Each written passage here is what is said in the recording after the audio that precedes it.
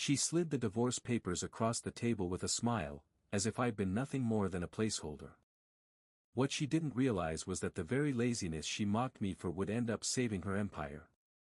The papers sat there between us, white and sharp against the mahogany. My name typed neatly beside hers, ready to be severed with a stroke of ink.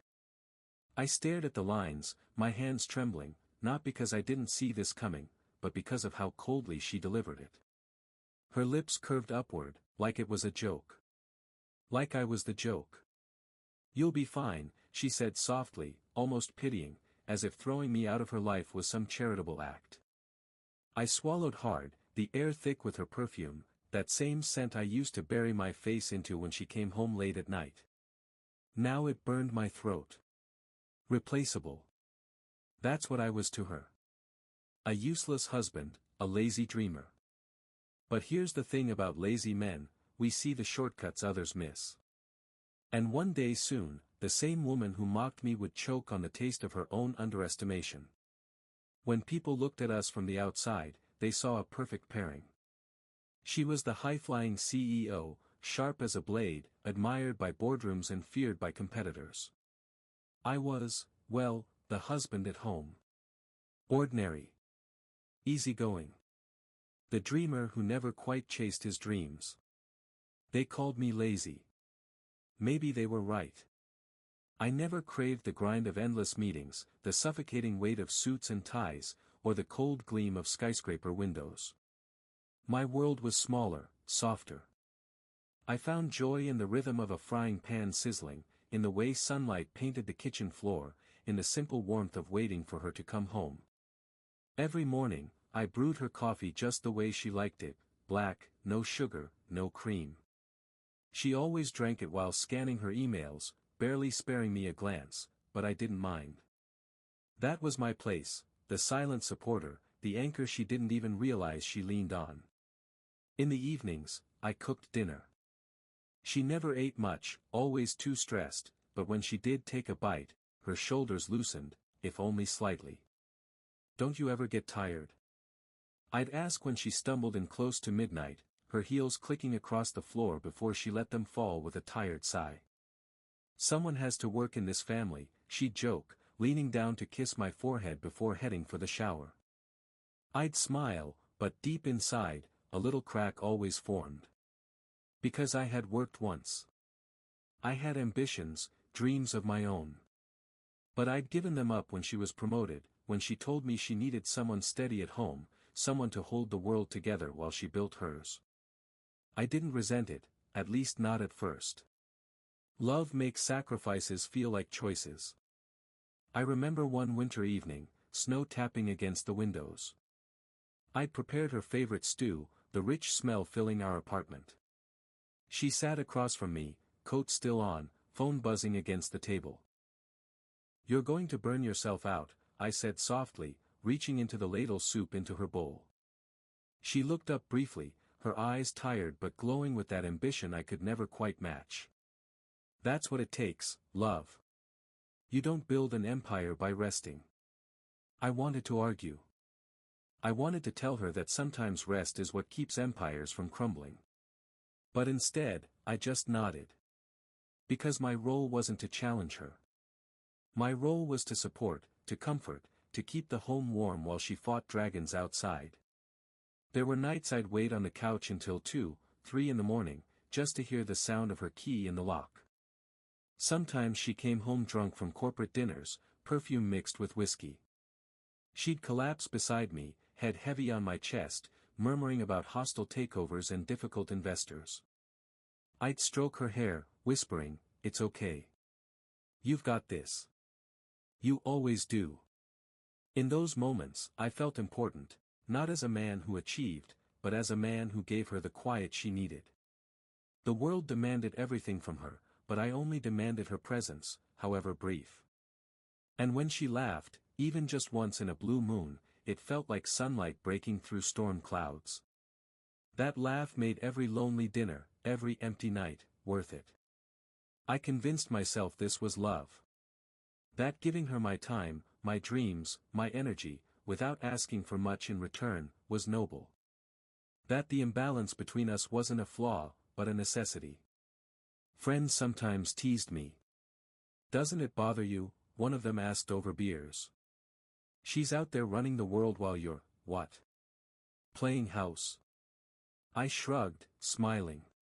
Someone has to make sure the house doesn't fall apart. But in the quiet of my thoughts, I wondered. Was I her partner, or just her shadow? Still, every morning, I woke up before her to make the coffee. Every night, I reheated dinners she never touched. And every time she leaned down to kiss my forehead, whispering, "Thank you," I convinced myself it was enough. It had to be enough. Because she was my everything. And I never once thought she'd trade me for nothing. At first, it was subtle. A shift so small I almost convinced myself I imagined it. Her laugh, the one that used to scatter across our apartment like sunlight, grew rare. The warmth in her eyes dulled, replaced by something sharper, almost impatient. She began coming home later, not with the heavy exhaustion I'd grown used to, but with a strange brightness that didn't belong to me. Her phone buzzed more often, and she turned the screen away when I looked. "Long day?" I'd ask, trying to sound casual. Always, she'd answer flatly, setting her bag down without even meeting my eyes. Sometimes, she'd brush past the dinner I spent hours preparing. "I already ate," she'd mutter, though the lipstick smudges on the rim of her wine glass suggested otherwise. I told myself she was just busy. Stress made her sharp. Pressure made her cold. She needed patience, not confrontation. That's what I told myself, over and over. But patience is heavy when you carry it alone. It was a Friday night when the first cut really landed. She was sitting at the counter, scrolling her phone while I plated dinner. Roast chicken, rosemary potatoes, her favorite. "Smells good," I said, setting the plate in front of her. She didn't even look up. "You've got too much time on your hands." I froze, spatula still in my grip. "What do you mean?" Her eyes flicked up then, sharp and cold. "You spend all day at home, cooking, cleaning, waiting. Don't you ever feel like, dead weight?"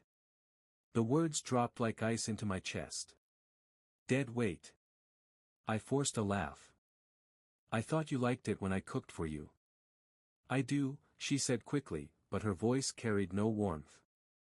"It's just, sometimes I think maybe you're comfortable being useless. Like you're hiding behind all this domestic stuff because you don't want to try." I swallowed hard, staring at her. That wasn't my wife speaking, it couldn't be. But it was. And she said it so easily, as if she'd been waiting for the chance. "I gave up trying," I said softly, "so you could succeed. That was the deal."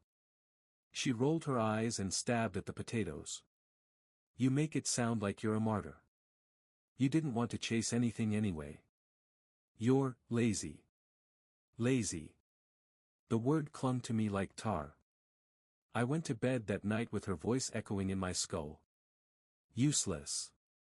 Dead weight. Lazy. Over the next weeks, her distance grew into something colder. She stopped answering my texts during the day.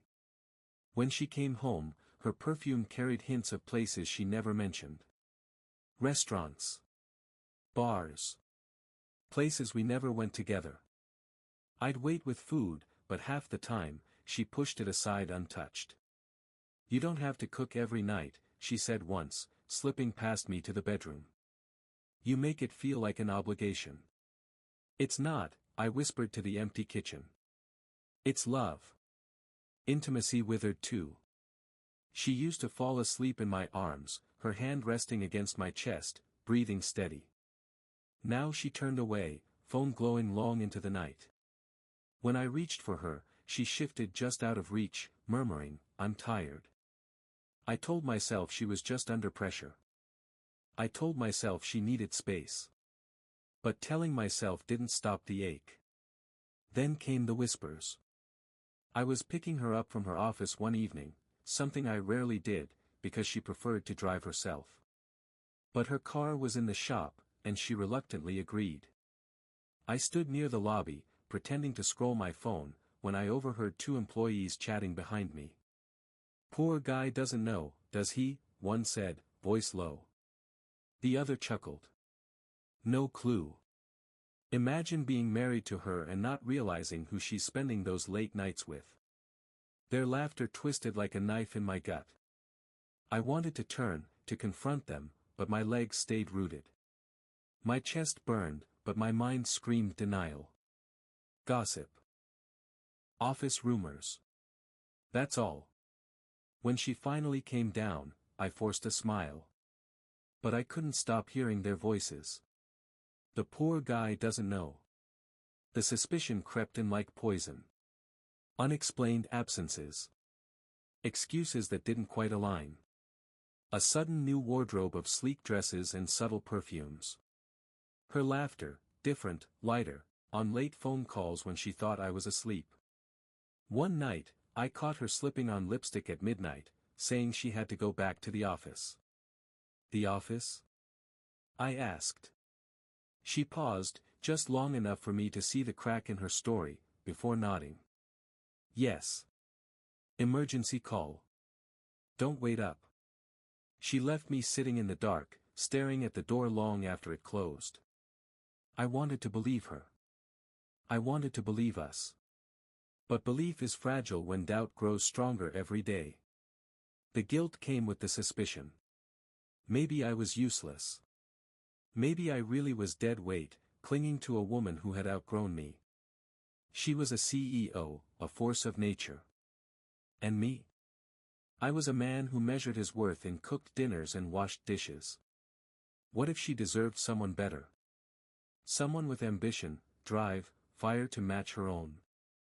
I asked myself that question until it hollowed me out. The breaking point came on a rainy Tuesday. She was in the bedroom, pacing, phone pressed to her ear. I was in the hallway, unnoticed, listening. Her voice was softer than I'd heard in months, almost tender. "Yes, after the divorce. We'll finally be free." My heart stopped.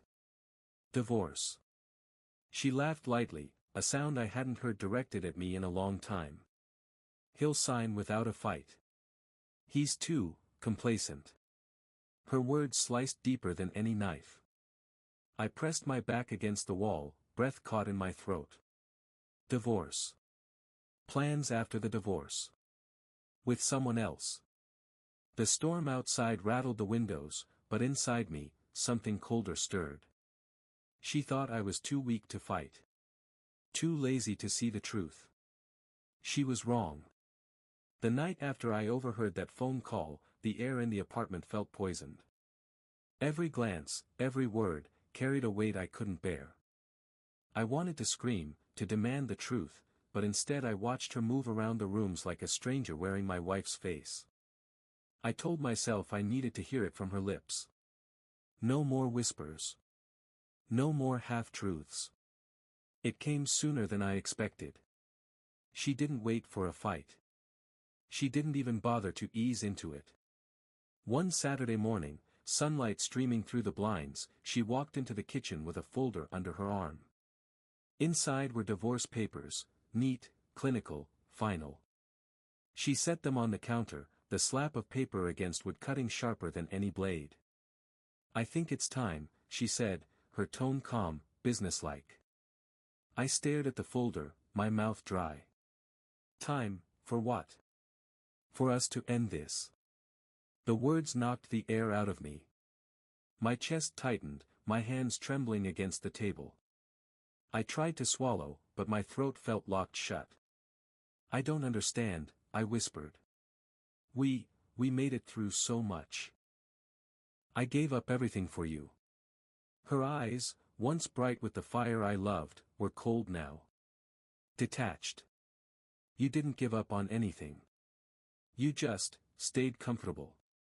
"Comfortable?" My voice cracked. "Yes," she said firmly, arms crossing.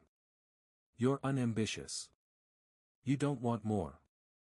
And she drew in a slow breath, "I can't keep dragging dead weight behind me." The words shattered me.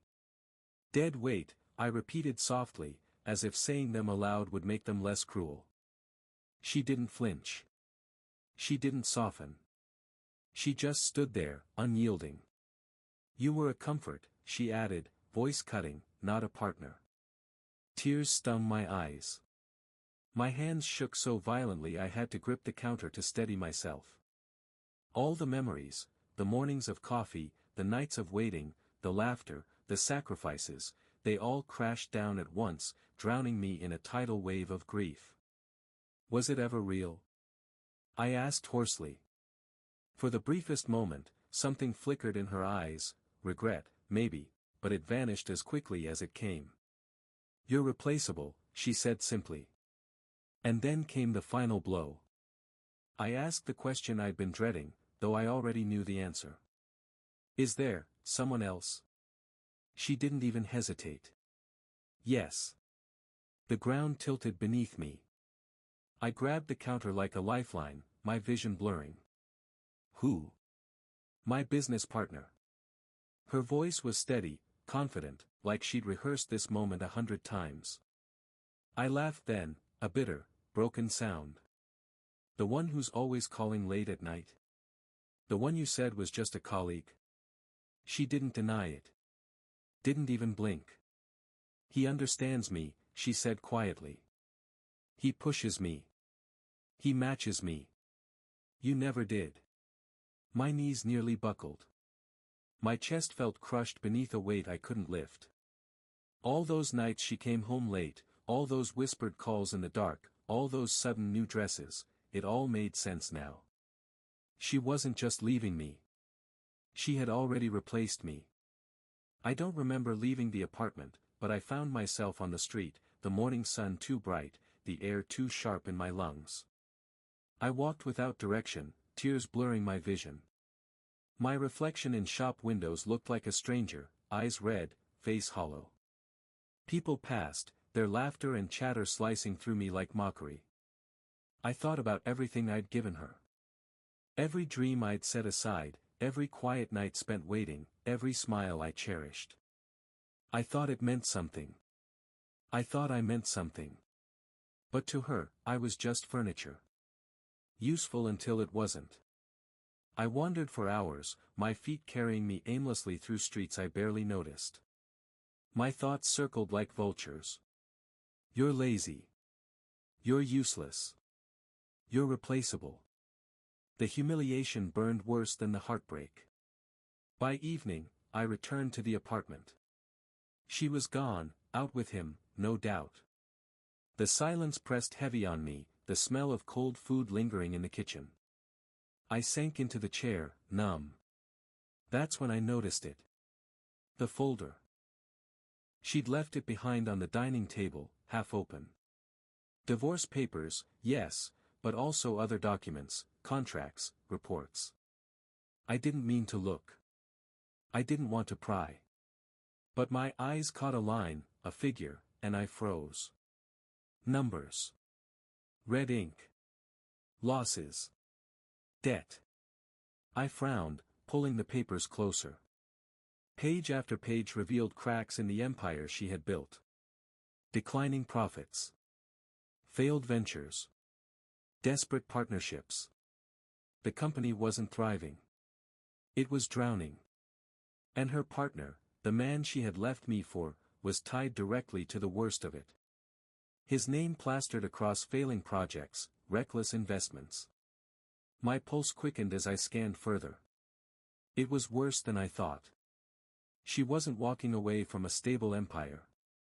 She was walking into a fire, holding hands with the very man pouring gasoline.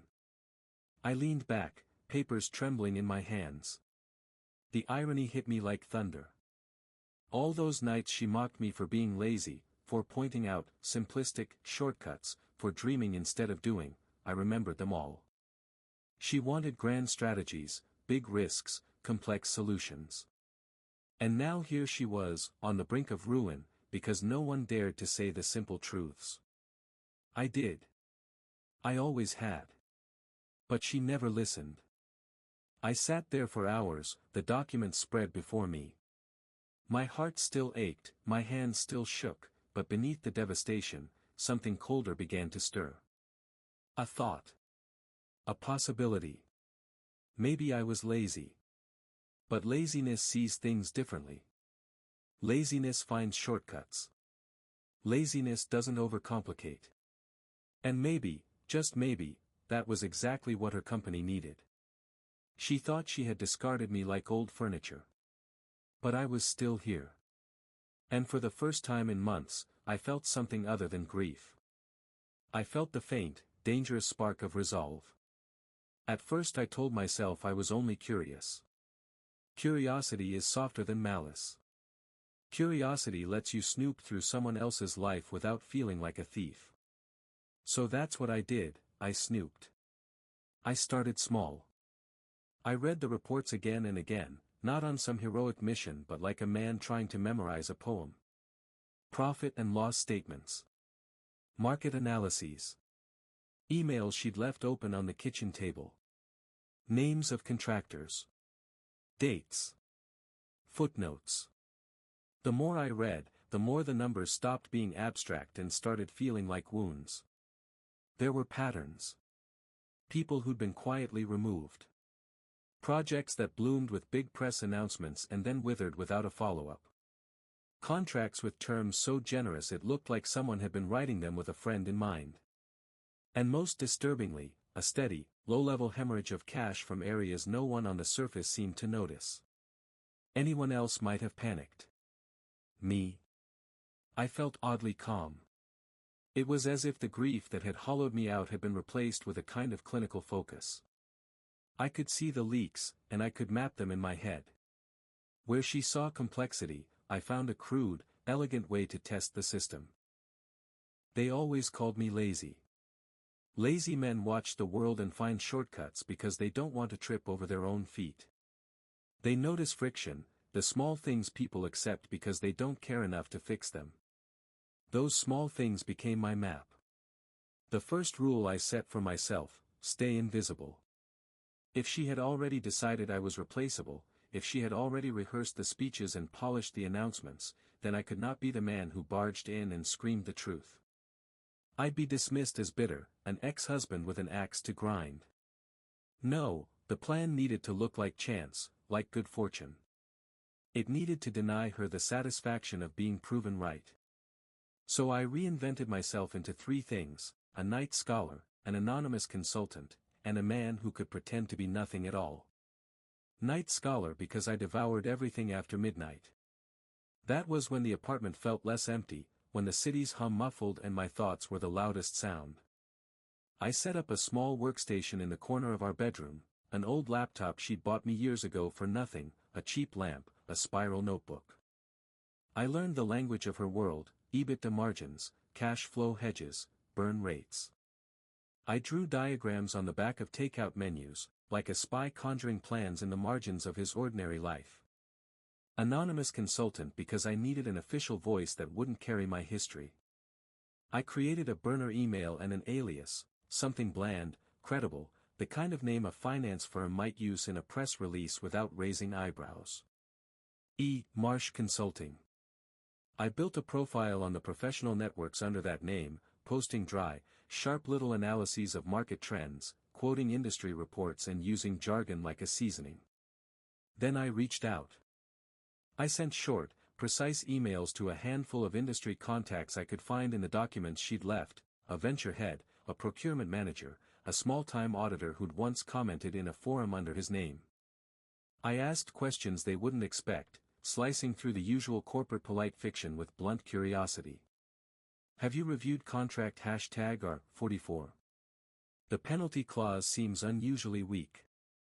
Why was Project Falcon spun off to an offshore entity in Q3? It looks like a transfer to a related party. Each message was composed with care, pulled from the facts I'd already read a dozen times. The responses were slow at first, cautious, polite. But they came. People in her world were hungry for critique because it gave them leverage.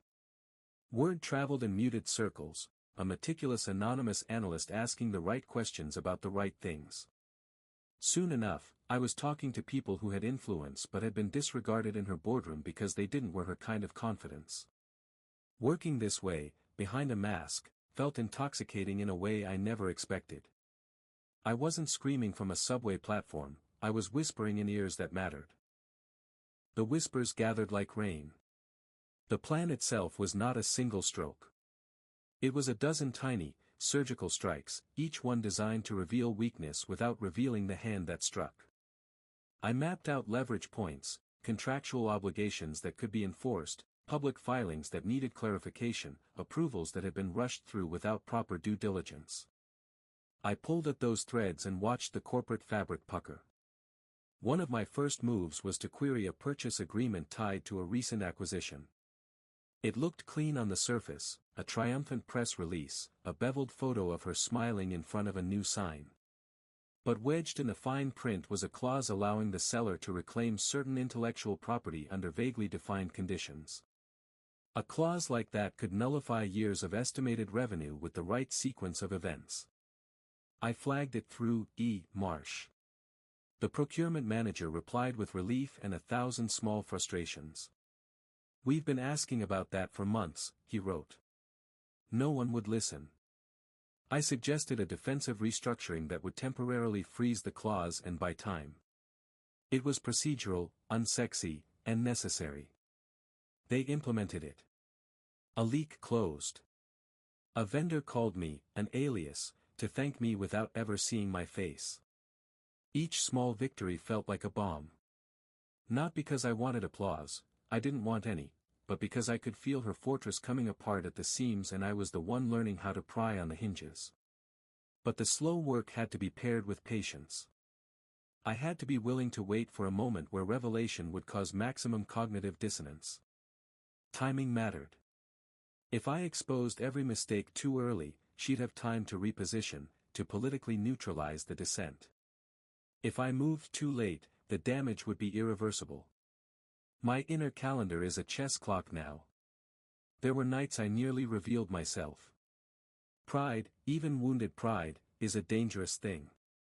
Once, after a particularly delicious discovery, evidence of an off-book transaction linking her partner to a shell company that had siphoned funds, I nearly texted her a screenshot and told her to look.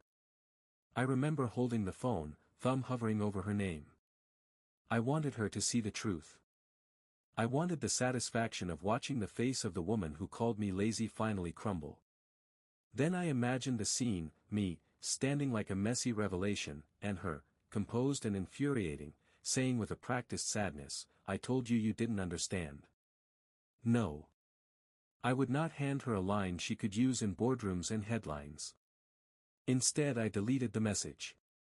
I folded the proof back into its coded file, making a note in my spiral, "Wait. More leverage needed." So I dug deeper.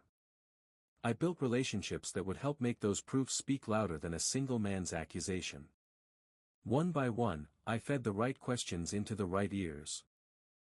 Auditors who'd been ignored, vendors who'd been dismissed with a smile, and a quiet minority of board members who suspected but lacked evidence. I was careful to keep my contacts compartmentalized. None of them knew each other, none of them could triangulate me. Each one only knew Marsh, the useful, unassuming consultant who couldn't be connected to a bruised husband. I also fed myself. Not food, ideas. I spent mornings at the cafe across from our office building, pretending to read the paper while I sketched flowcharts. I walked the city in the afternoons, listening to how people spoke about brands, observing how real users talked about the products her company pushed. The people who actually used the product, the customers, were invisible to her. She celebrated metrics and press cycles and quarterly conquest. She did not sit on calls with customers at 9 p.m. and hear them complain about tiny, infuriating user experiences. She didn't smell the burnt toast. I did. That gave me an advantage. My so-called laziness meant I had always disliked unnecessary friction. I hated forms that asked for the same thing twice. I hated registration processes that felt like a maze. My solution was simple: remove friction. And in the corporate world, removing friction can feel revolutionary when everyone is too dazzled by complexity to see it. I proposed, anonymously, a friction audit. It was as simple as it sounded, a line-by-line review of customer touchpoints to find where people dropped off. It was a painfully pedestrian idea, not the kind of headline-grabbing strategy expected in board meetings, but it produced immediate, measurable gains. A single change in sign-up reduced churn by a noticeable sliver. Another small change in billing communication cut support calls by hundreds a month. These were not glamorous, they were effective. The company began to stabilize, little by little. The internal emails that circulated among the frontline team started to sound different, more hopeful, less panicked. People who'd been shrugged off by executives found someone, Marsh, who listened and acted. There were murmurs on the forums where product managers lingered. Someone out there who wasn't a showman was actually solving the small, infuriating problems.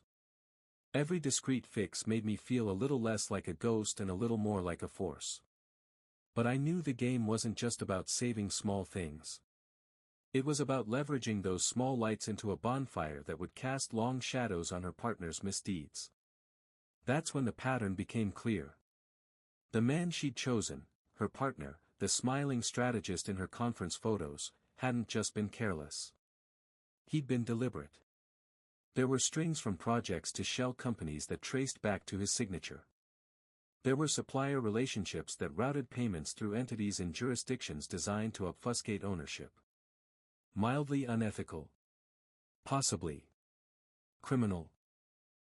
Close enough to make a boardroom panic once someone put the evidence on a whiteboard. I found a memo he'd slipped into a procurement file, a note recommending acceleration of payment to a vendor, for continuity, and once you traced that vendor's ledger, suddenly a tidy sum disappeared into an account with his initials in the metadata. It was the kind of sloppy arrogance only men who think themselves untouchable make, hiding theft in complexity, assuming no one lazy enough to watch the margins would notice. When I realized he was actively sabotaging the company from within, I felt the sick, metallic taste of anger. Not the red-hot revenge in novels, but a colder kind, the focused, economic kind that uses leverage and documents and the precise timing of disclosures. He wasn't just charming my wife, he was eating the golden goose and hoping no one would notice until the company was hollow. That realization tightened everything. This was not merely about being replaced in a marriage. This was corporate betrayal, a parasite living off the body of something she'd built, or tried to build, and doing it with her unwitting consent. The stakes changed. Saving my pride mattered less than stopping the slow theft. If the empire collapsed, millions of people's jobs and reputations would be ruined. Her arrogance could kill more than our marriage. So I sharpened the plan. I stopped making small, polite suggestions and started creating pressure points that would force the board to look where I wanted them to. I set up scenarios where auditors would need to demand proof. I leaked impeccably sourced questions to a trusted journalist who wrote about corporate governance. I pushed vendor concerns into procurement channels.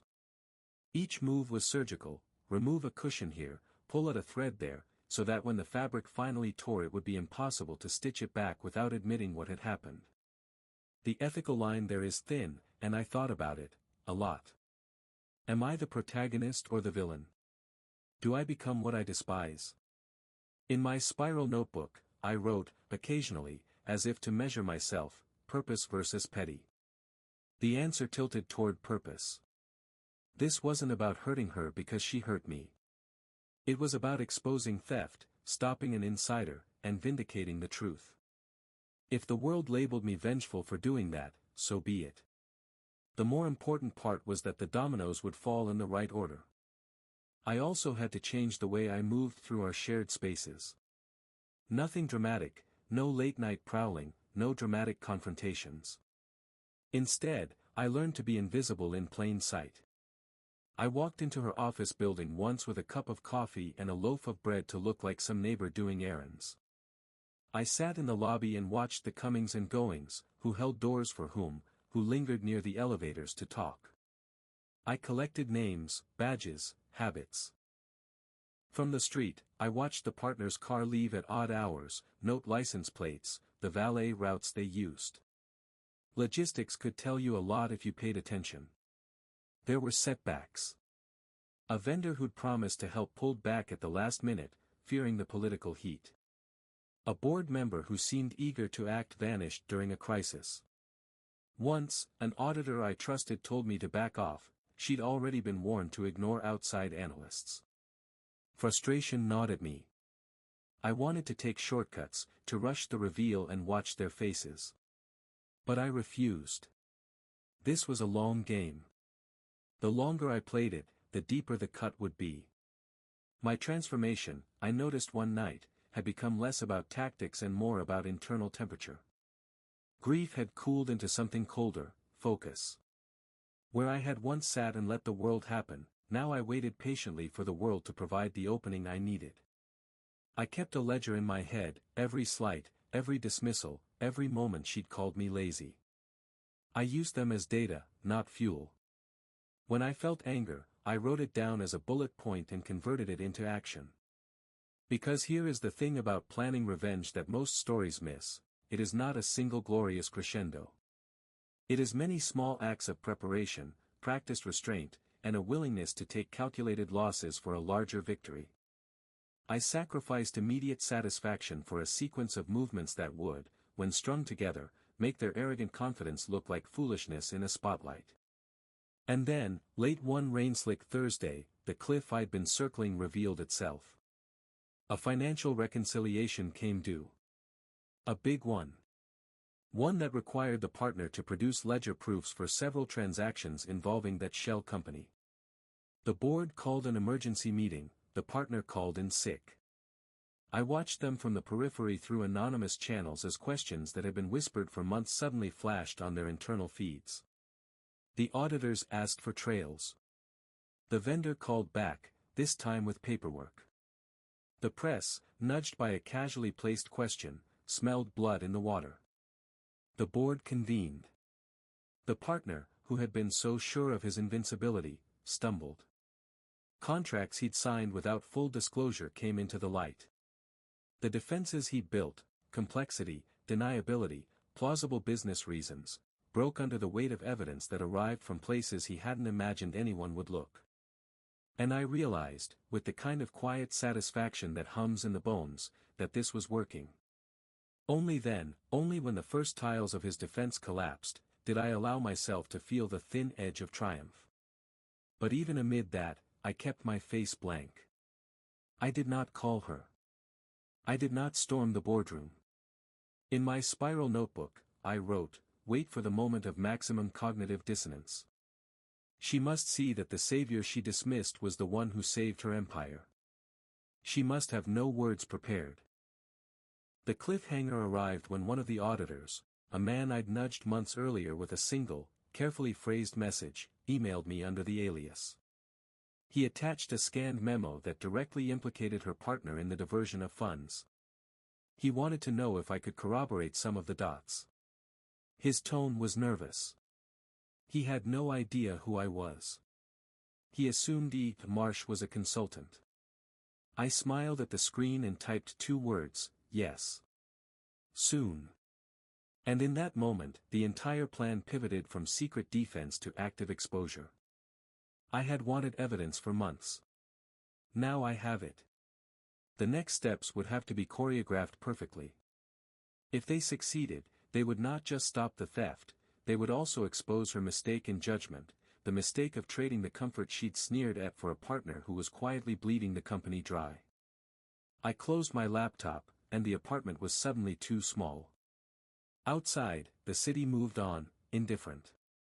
Inside, the chessboard was set. I was no longer the man who made dinner and waited.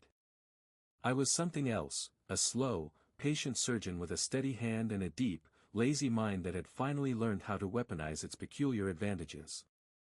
And I had just realized, in the thin blue glow of the laptop, that her new partner wasn't doing this alone. He was pushing for a fast acquisition next quarter that would strip the company of its most valuable assets just before a scheduled debt review. If that acquisition is completed, the audit trails would be muddied beyond repair. The partner would walk away with a tidy sum and a new title, and everyone else would be left with the rubble. That was the real cliff. I understood then that I didn't just have to expose the theft, I had to do it before the acquisition closed.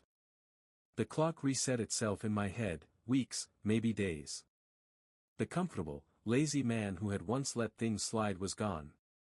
Now there was only a timetable, and the cold, ruthless clarity to meet it.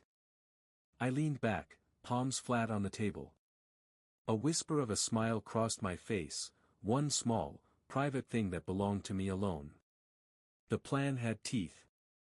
The world was about to be forced to choose which version of me to believe, the complacent husband she'd thrown away, or the anonymous voice that had quietly saved her company from collapse. One last note in the spiral: do not be seen. Let her think she chose wrong. Let her watch the show from the inside without knowing who pulled the strings. If this had been a different life, perhaps I would have wanted a different kind of revenge, anger that burned, a public humiliation. But I wanted something quieter and colder, to make her regret the ease with which she had judged me, to have the world acknowledge, if only for a moment, that the man she called lazy had the foresight she lacked. And so I waited, in the calm before the storm, sharpening the edges of a plan that would cut through arrogance, greed, and complacency. All while I stayed, as everyone expected, wonderfully invisible. They moved fast, the board, the press, the partners, because once you show a blade, men with something to hide hurry to put distance between themselves and the wound. The meeting was set for a Tuesday morning, an emergency session, the kind of thing that draws faces that don't usually bother with daily tremors. Investors took seats with practiced expressions. Analysts flitted like moths around microphones. The partner was smug that morning, a tight smile he wore like armor. My wife walked in looking immaculate, hair perfect, the same air of implacability she'd always cultivated. She had also scheduled a short speech about strategic realignment and, per the rumor mill, a personal announcement. The same arrogance that had dismissed me now scripted her public innocence. I sat in the back row, a borrowed blazer on my shoulders and a folded paper in my pocket to make my posture look deliberate. I had told myself for months I would never show my face. I had lied to myself gently. Seeing her in that room, seeing the damage I had watched from the margins, had given me a hunger that felt like air. I wanted the look on her face. I wanted, in one precise moment, for the truth to cast a shadow long enough to blind her. The room hummed with expectancy. She began with practiced ease, numbers, market speak, the confident cadence that sold tens of millions of dollars and the idea that she was always 5 moves ahead. Then she turned, smile sharpened, and said the thing she'd rehearsed 100 times with a casual cruelty, her announcement of the divorce. She framed it as a new chapter, a narrative of strength. Heads nodded politely. A few cameras clicked. The partner stood up to applaud. He hadn't looked nervous, he looked cocky. He thought the world would remain a stage for his performance. That was the mistake. I had not come empty-handed. The auditor I'd nudged, careful, competent, a man who had watched numbers until they betrayed their owners, stood when the CEO introduced him. He cleared his throat. I watched the partner's face when the auditor said, "Before we continue, there are a few discrepancies the board needs to address. I've included external documentation that warrants immediate review." They projected the first slide. The room shifted, you could feel the temperature drop. There it was, a trail of transactions mapped in red and gray, a chain leading from project budgets to a vendor and then to a shell company, then to accounts tied in the metadata to the partner's initials. The slide pulsed on the screen like a found photograph. The partner opened his mouth and closed it. The board chairman, a man who wore prudence like a second skin, furrowed his brow. My wife's smile finally left her face. People leaned forward. Reporters whispered. Someone in the back asked, "Is this a misunderstanding?" The auditor leaned on the podium. "These are not clerical errors. They're deliberate misallocations. We have vendor confirmations. We have bank traces.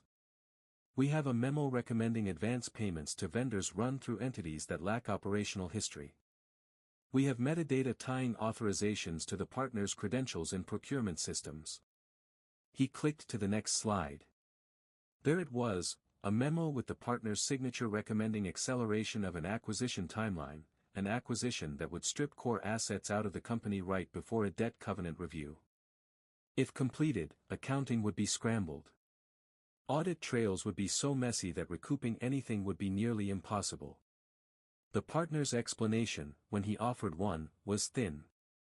He stuttered about continuity and market timing. Nobody bought it. I sat very still. Months of invisible prodding, of planting questions and nudges, had set this up. The auditor, the polite man I'd coaxed, produced a stack of printed documents and laid them on the table. They were crisp. They smelled faintly of toner and victory. But the evidence needed more than exposure. It needed a counterweight. The board had to see not only what was wrong but how it could be fixed without turning the company into a carcass. They needed a rescue that would make the partner's plan not only criminal but foolishly self-destructive. And that rescue had to look like a solution anyone could understand. That was where my lazy idea came in, the friction audit, the pedestrian, unglamorous fix that stripped value from complexity and returned it to customers and revenue. The chairman called for calm. He turned to my wife, who had lost all of her earlier arrogance. Her composure had cracked into fine lines. I could see panic gather in her throat. The partner's screen of bravado was punctured. For a moment she looked at me across the room, really looked, and something like recognition passed through her face. A small, incredulous tightening near her mouth. As if she could not believe the same man who used to make her coffee could be here, in this room, watching her unravel. Then the auditor did something I had arranged months ago. He introduced E. Marsh Consulting as a third-party analyst who had forwarded a report corroborating the findings and offering mitigations. The chairman flipped to a slide that summarized that report. The room read it, a list of simple, tactical fixes. Revoke accelerated payments. Freeze the acquisition process pending a full due diligence review by independent counsel. Implement a friction audit across customer touchpoints to shore up immediate cash flow and reduce churn, giving the company breathing room. Renegotiate vendor terms tied to the questionable entities. That last item, the friction audit, was the one that made some board members sit up. It was the kind of thing they deemed beneath their attention, until they realized how inefficient processes were bleeding revenue. The slide showed simple metrics, a 2-point lift in retention, a 5% drop in support costs, a short-term liquidity gain that would allow the debt covenant to be satisfied without an asset-stripping acquisition. My plan had always hinged on the board caring more for the company's survival than for protecting their egos. They did. There was a thud in the room as the partner's scheme began to look not only unethical but criminally stupid.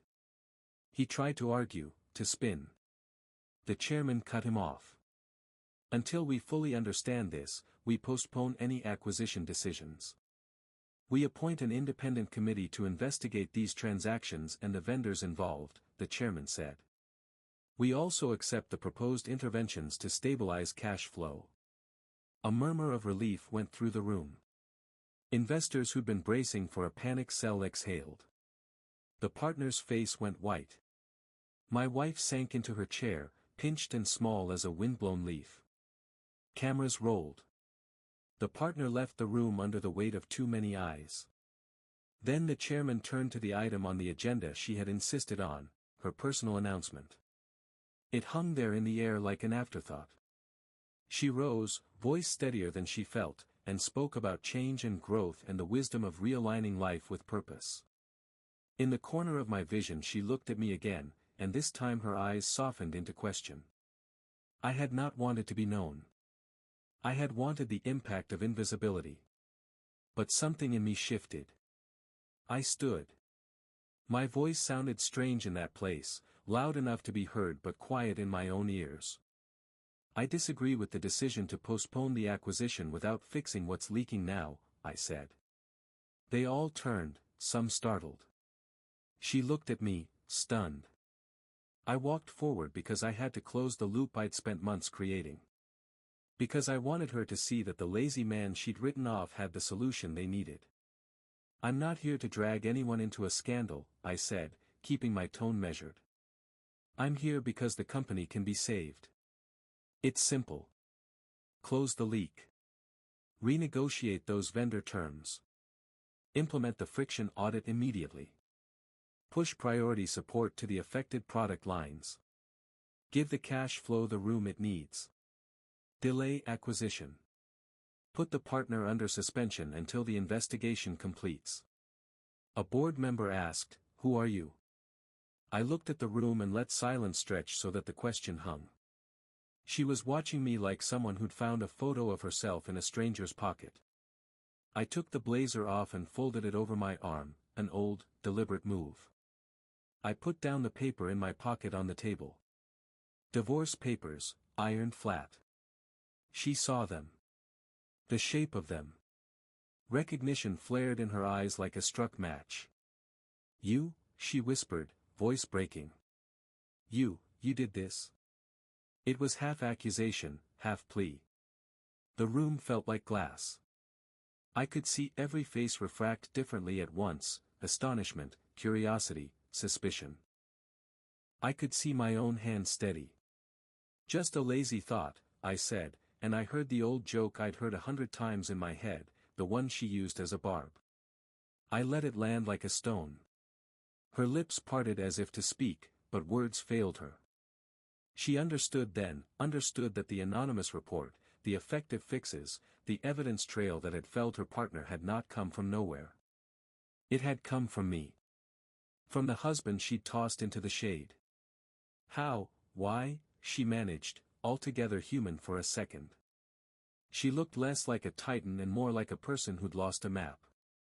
Her composure, the armor she'd fashioned, had been chipped into flakes. I stepped closer. My voice is soft now. "You said I was comforted, not a partner. You said I was replaceable." I let each word land. "You said I was lazy. So I used that lazy mind of mine to find what everybody else missed. I watched the margins. I looked for friction. When you were busy building a castle, I watched the foundation. Sometimes a stupid shortcut is the same thing as a safeguard." She blinked back tears, the room leaned in to watch the unraveling. That's what I wanted, her witnessing the moment she had misjudged a life. "What do you want?" she whispered, as if bargaining could stitch what was done. "Not vengeance," I said. "Precision." The auditor at the table nodded, the chairman looked interested. "I want what you said you wanted, the company saved. And I want you to understand the cost of underestimating people. You'll have your divorce," I continued, the old papers a flat, quiet weight between us. "But you'll keep your empire only if you admit the truth to yourself. If you don't, you'll watch it fall like everyone else, because you thought only the loud genius could steer it." Her face went slack with the realization. The humiliation wasn't loud. It was clinical. The cameras caught it and fed it into networks. Inside the room, some people shuffled, some applauded the action, others kept their faces carefully neutral. The partner was escorted out minutes later, a man stripped of authority and dignity. The chairman named an independent committee, called for immediate remedial measures, and announced the friction audit as a top priority. Marcia's report was accepted, and a small, grateful procurement manager whispered thanks into the air as if to an empty seat. I could have demanded credit. I could have stood on the stage and spelled out every little sting, every midnight I'd spent tracing a ledger, every tiny kindness she'd mistaken for docility. But I didn't. Instead I let her have the moment to process, to feel the weight of her choice fold into quiet shame. This was my revenge, not to break her publicly with cruelty, but to be the quiet source of her salvation while she sat shackled to the knowledge that she had been wrong. As the session wound down and the board voted to pause the acquisition and begin the audits, she rose to leave. Before she did, she looked at me one last time. The vulnerability in her eyes was brief, then she steeled herself again. She was still a CEO, even if a battered one. You saved us, she said softly, the admission like a concession, an apology wrapped in a statement. I nodded. You saved us, I echoed, because it wasn't only about her empire. People's jobs, investors' livelihoods, the integrity of an organization, those were larger than our private ruin. She stepped closer and, in a voice so low I'm not sure the cameras caught it, she breathed, You did this? I smiled, a small, neutral thing. Just a lazy thought, I said again. That tiny line was the fulcrum on which everything turned. She crumpled a little, into grief, into regret, into something I don't yet know the name for. The board adjourned with committees formed, the partner escorted out, and the press swarmed like hungry birds. People came up to me, to the auditor, to the chairman. Who is E. Marsh? They asked. The question multiplied like an echo in a hall. I could have stayed. I could have explained. I could have demanded to be acknowledged. Instead, I turned and walked out. Outside, the October air hit my face cold and sweet. The city kept moving. The news feeds would fill with the story that day: scandal averted, partner disgraced, CEO announces divorce amidst corporate crisis. They would put the pieces together in the press and still miss the important one, that a man she called lazy had the courage to do the patient work no one else would. I didn't go home. I didn't go to a victory party. I walked until the adrenaline ebbed and my legs ached and the truth settled in like a stone. The papers in my pocket were still there, the divorce forms she'd left where she thought they would cause no harm. They had caused harm. They had also pushed me to move. In time, headlines would ask if I was a hero or a ghost. The board would thank E. Marsh in carefully worded releases. My wife would have to live inside a story where she had misjudged the man she married. That will be her private punishment, and I will not gloat. I wanted only to lay truth next to consequence and let them sit together. When I finally looked at the sea of faces again, those who had stood for me, those who had not, I felt neither triumph nor emptiness. I felt the quiet that comes after a plan is executed well. It is not a fireworks kind of feeling. It is a simple, steady thing. The lazy person in me had done the work the world said he wouldn't. The lazy mind had found a clever shortcut to justice. I folded the divorce papers into my jacket pocket and walked until the city swallowed me like an old promise. The last thing I said, in that room and under breath and into her small, astonished ear, was nothing showy. Just a lazy thought. Then I left her in the boardroom with that truth, and the empire she had nearly lost, and the partner who would be dealt with by men in suits and lawyers with better smiles. I left because some things, some victories, are best seen through the eyes of the person who once told you you were nothing. It's strange how quickly silence fills your life once the storm has passed. The papers were signed a month later. Neatly. Officially. Just as she predicted, I didn't fight. Why would I? I didn't want her love anymore. I didn't want her pity. I wanted her memory of me to burn every time she stepped into her glass-walled office and saw the empire that nearly crumbled, then remembered whose hands had held it up. She got her divorce. I walked away with nothing. At least, nothing on paper. But the truth? The truth is heavier than any settlement, any payout. The truth is she wakes every morning and sees my shadow stitched into her success. Every boardroom, every quarterly report, every saved deal, all of it is stamped with the lazy idea she laughed at. She'll never erase me from that. The irony makes me laugh sometimes. They called me lazy, unambitious, dead weight. But it was my idleness, my half-noticed observations, my shortcuts that turned out to be the foundation of her survival. The company she thought was too big for me to touch, only stands because of me. And the best part? I never lifted a finger after.